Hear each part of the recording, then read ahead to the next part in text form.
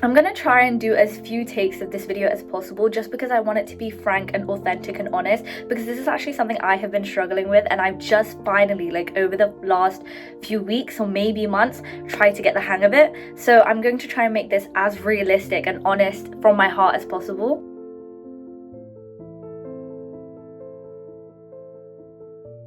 I feel like when people talk about glow ups, right, it's always about looks, it's always about aesthetics, it's always about being that 5 a.m. wake up routine, that girl vibes.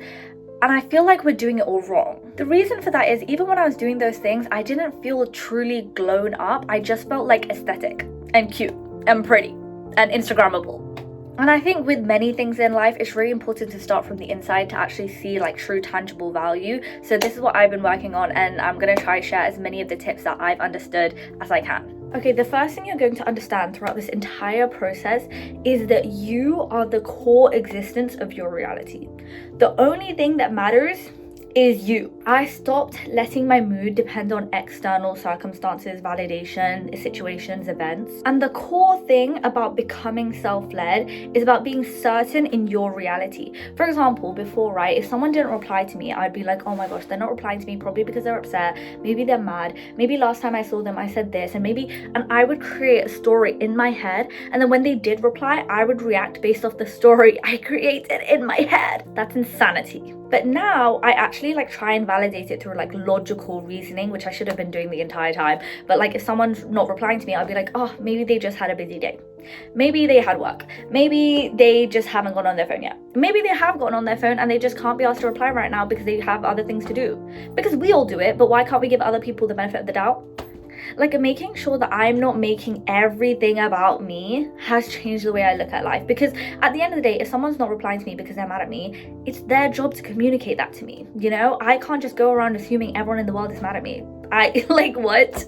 So being able to put that pressure onto someone else and be like, you know what, they will communicate to me when they're upset, and up until that point I don't have to worry, has genuinely lifted such a weight off my shoulders, because it no longer means that everything that everyone else is doing is in your head your fault. Having that internal authority to know that where you stand and that other people will communicate to you if you stand a different way is so much more relieving. Relieving is the term, it's relieving. Second shift that I made was vital, and it's such a hard shift. It's possibly the hardest thing that I've had to do, but refining what I input. This goes from songs, movies, TikToks, books, literally every single thing that you consume. I have started auditing it and understanding, do I really need to consume this? Does this really align with the person I want to be? This is not an excuse to not watch the news or be updated on real world events. However, I'm just making a point.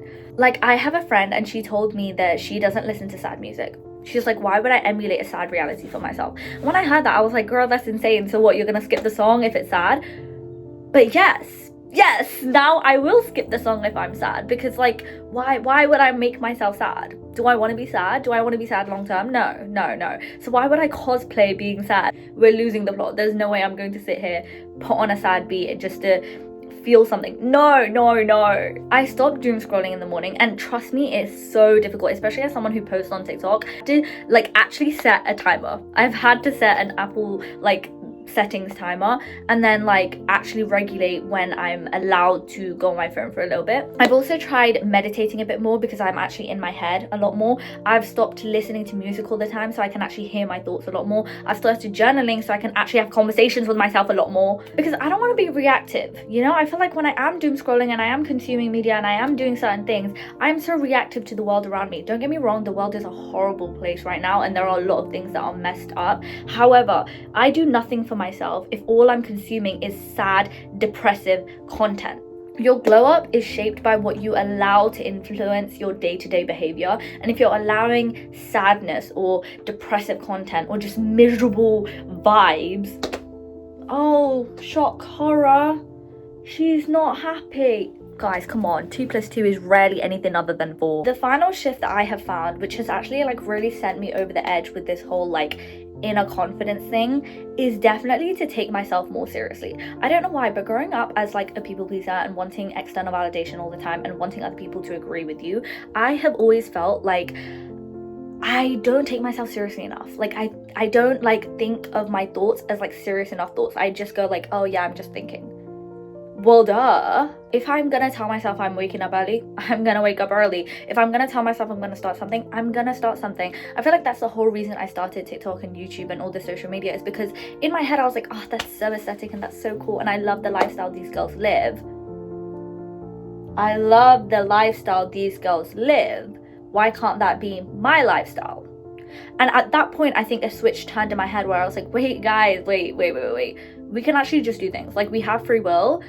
I can take my words seriously. When I say something, I can take that with like the depth of the situation and not just say, oh, it's a silly little comment. No, I meant it and I felt it. I said that I like that lifestyle because I truly do. I think it's aesthetic. I think it's fun. I think it's cool. And I really would love to experience life that way. So why do I think it's a silly little comment if I truly believe it in my heart? Taking your words seriously, taking your actions seriously, taking your commitment seriously, taking the people around you seriously has genuinely allowed me to take myself more seriously. I truly stand by the things I say, and it's gotten to a point now where sometimes I'll say something in the heat of the moment, or like when I'm stressed or angry, and then I'll be like, wait, let's actually unpack that, because nothing is just a silly little comment. It comes from somewhere, you know? I really hope these tips have been helpful, but the point that I really want to conclude on is this idea that like glowing up doesn't have to be dramatic. It's not about it being like this life-changing event. It's about slow and subtle ways to show up for yourself until you realize, I am the shit.